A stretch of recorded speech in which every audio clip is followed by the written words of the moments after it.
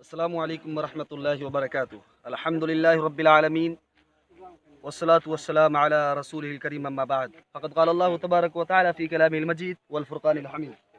اعوذ باللہ من الشیطان الرجیم من ہمزہ ونفخہ ونفثہ بسم اللہ الرحمن الرحیم۔ یا ایہا الذین آمنوا اجتنبوا کثیرا من الظن ان بعض الظن اثم ولا تجسسوا ولا یغتب بعضکم بعضا ایحب احدکم ان یاکل لحم اخیہ میتا فکرہتموہ واتقوا اللہ ان اللہ تواب الرحیم۔ ناظرین اکرام، اللہ سبحانہ و تعالیٰ نے سورہ حجرات کی اس آیت کریمہ نے ایک ایسی برائی کو بیان کیا ہے اور اس برائی کے کرنے والے کو اپنے مردہ بھائی کے گوشت کھانے کے مشابہ قرار دیا ہے۔ اللہ نے فرمایا، اے وہ لوگوں جو ایمان لے کر کے آئے ہو، پرہیز کرو، بچو، دور رہو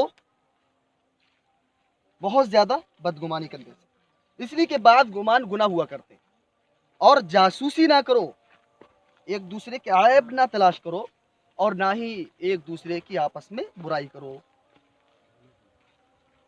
کیا تم میں سے کوئی شخص اپنے مردہ بھائی کا گوشت کھانا پسند کرتا ہے؟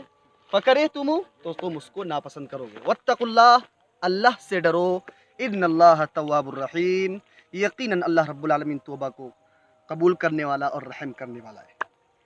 اسی کے ضمن میں ایک حدیث رسول صلی اللہ علیہ وسلم دیکھ لیتے ہیں۔ اللہ کے رسول صلی اللہ علیہ وسلم نے فرمایا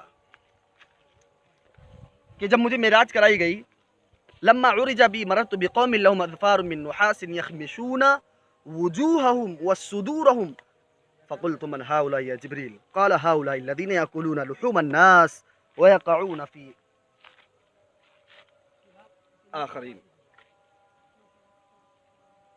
جب مجھے معراج کرائی گئی تو میرا گزر ایسی قوم کے پاس سے ہوا، اللہ کے رسول بیان کرتے ہیں، جن کے ناخن تانبے کے تھے اور وہ ان ناخنوں سے اپنے چہرے کو نوچ رہے تھے، اپنے سینوں کو نوچ رہے تھے۔ اللہ اکبر۔ میں نے پوچھا، جبریل یہ کون لوگ ہیں؟ اللہ اکبر۔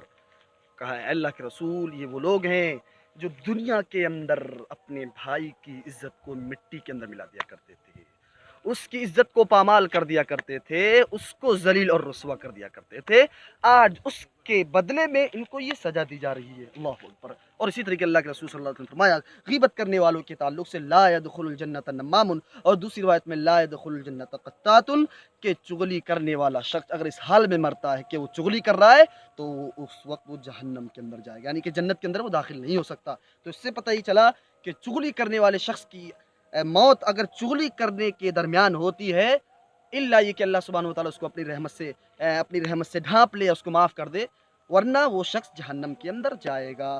تو ہم تمام ناظرین کو چاہیے اپنے گھر والوں کو اور ہم خود اپنی عورتوں کو، اپنی بہنوں کو، اپنی بیویوں کو، اپنی ماؤں کو، اپنے اہل و عیال کے اندر جو عورتیں بسنے والی ہیں ان کو، تمام لوگوں کو اس چیز کی تربیت کریں اور ان کی اصلاح کریں کہ میری ماں بہن، میری بہن، میری بیوی، میری بیٹی، تم آپس میں ایک دوسرے کی غیبتیں نہ کیا کرو، اس لیے کہ غیبت یہ عورتوں کے اندر زیادہ پائی جاتی ہے۔ ہمیں چاہیے، اللہ سبحانہ و تعالیٰ سے ہی دعا ہے اللہ رب العالمین ہم تمام مسلمان بھائیوں کو غیبت جیسی برائی سے بچا، آمین۔ تقبل یا رب العالمین، وما علینا الا البلاغ، والسلام علیکم ورحمۃ اللہ وبرکاتہ۔